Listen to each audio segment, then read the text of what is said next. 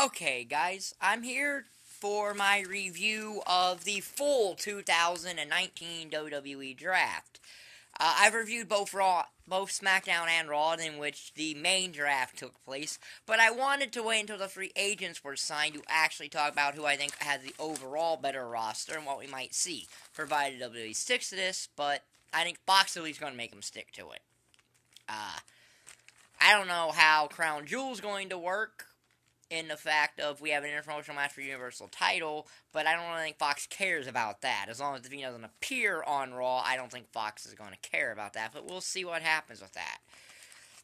Because for all we know, the Fiend could end up taking the Universal title to SmackDown, and Cain Velasquez takes the Universal title to Raw, takes the WWE title to Raw for all we know.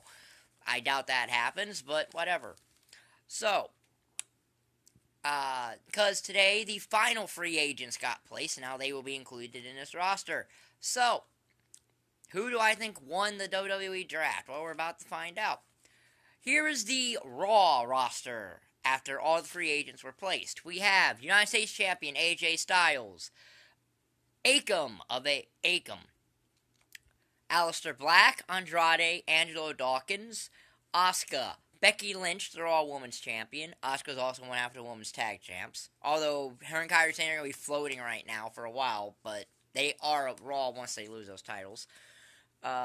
Billie Kay, Buddy Murphy, Bobby Lashley, Cedric Alexander, Charlotte Flair, Kurt Hawkins, Drew McIntyre, EC3, Eric Young, Eric Rowan, Humberto Carrillo, Ivar, Jinder Mahal, Kairi Sane, Carl Anderson, Kevin Owens, Lana, because I guess she goes over with Lashley, Liv Morgan, Luke Gallows, Mojo Rawley, Montez Ford, Natalya, No Way Jose, Peyton Royce, R-Truth, Randy Orton, Rey Mysterio, Rusev, Samoa Joe, Sarah Logan, Seth Rollins, the Universal Champion, Shelton Benjamin, Sin Cara, Titus O'Neil, Zack Ryder, and Zelina Vega.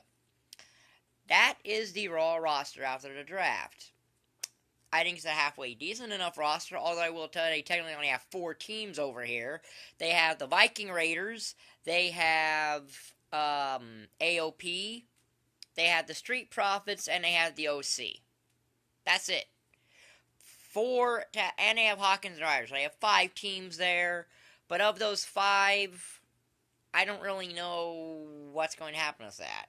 Hawkins and I don't see getting the tag titles back. They could give the tag titles to AOP or the OC again. Or they could give them to Street Profits, but I don't really know about that yet. So we'll see about that. It's women's division. Let me tell you, there are some credible women over here. Zelina Vega, if they let her wrestle. But who knows what they're going to do with her. She may not be allowed to wrestle right now. Lana, she clearly isn't going to be wrestling because she's stuck with the thing of Bobby Lashley.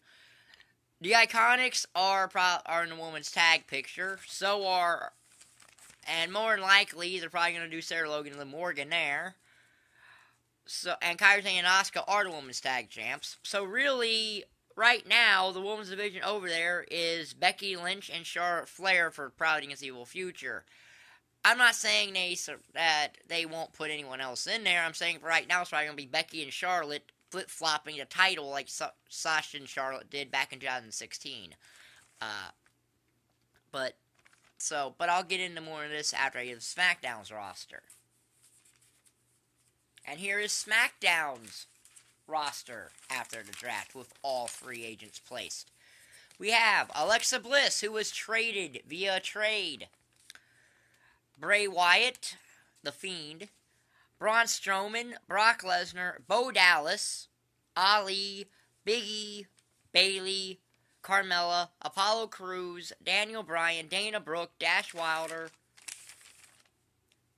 Curtis Axel, Dolph Ziggler, Drew Gulak, Elias, Grand Metalik, Drake Maverick, King Corbin, Kalisto, Heath Slater, Lacey Evans, Lindsay Dorado, Kofi Kingston, Luke Harper, Mandy Rose, Nikki Cross, who was traded, Otis, Robert Roode, Roman Reigns, The Miz, Sasha Banks, Scott Dawson, Chad Gable, because I'm not calling him Shorty, but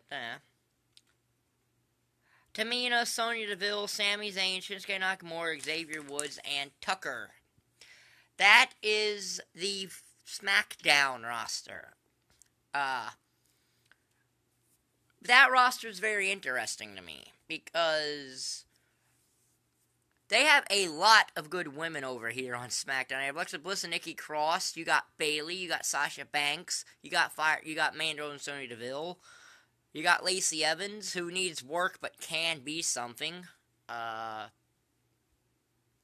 So, I don't know what Drew Gulak is going to do over here by himself, but Dana Brooke, let's see what happens with that over here, because that's a brand change. You got Sasha Banks, you got Bayley. That's a really strong women's division there. Their tag division is really strong over here, too. You got the SmackDown Tag Champs, the Revival. You got the New Day. You got Heavy Machinery. You got Lucha House Party. Take that for what it's worth. You got the B Team. You got Rude and Ziggler. And you could put together Sami Zayn and Shinsuke Nakamura as a tag team. Now, tomorrow night, Roman Reigns has an Intercontinental Championship match, so he's probably going to win the IC title. Which would make a lot of sense, given that Brock Lesnar isn't going to be around for a while, because, well, he just isn't.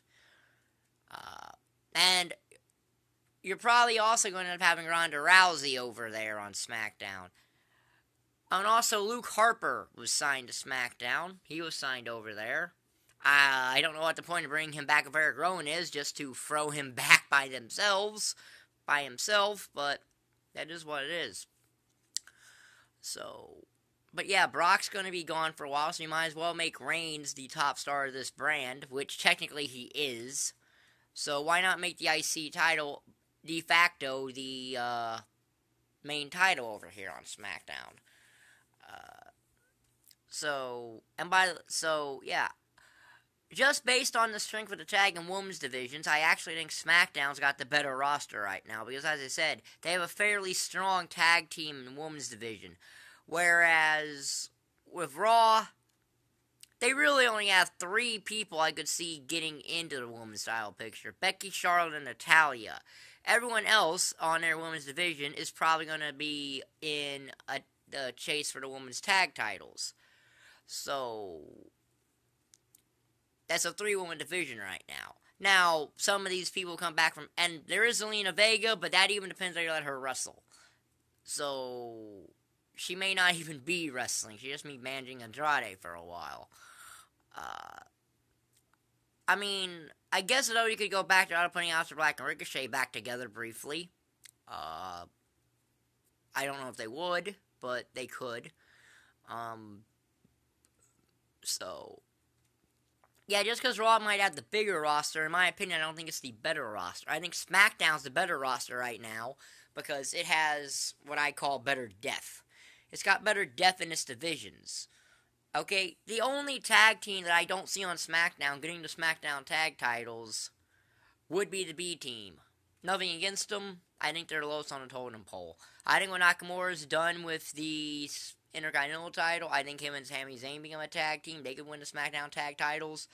Rude and Ziggler could win the SmackDown tag titles. The New Day are always going to be there in that hunt. Heavy Machinery is going to be in that hunt. And I even think Lucha House Party is going to be in that hunt. So, and again, you also have teams like the Usos, the Ascension, and the Colognes that weren't even placed in the draft. So who even knows what they're going to do? The only thing about this draft is I'm pretty sure we're going to continue the King Corbin and Chad Gable feud, because I know his name is Shorty Gable. I ain't calling him that. I refuse to call him that. That's a stupid name. I know in storyline that he's owning that name, but it's not going to do him any good. So, also tomorrow, I know we have a 6-pack challenge to determine who faced the number 1 contender for Bayley between Alexa Bliss, Nikki Cross, Mandy Rose, Sonya Deville, Lacey Evans, Dana Brooke.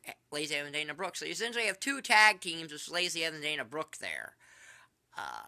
That's an interesting scenario. And of course, you also, for the women's tag division, since it floats between shows, you have Alexa Bliss and Nikki Cross and Fire and Desire both that. I have no idea what in the world Drake Maverick is going to do being separated from the 24/7 title, as it's been his entire character these past few months.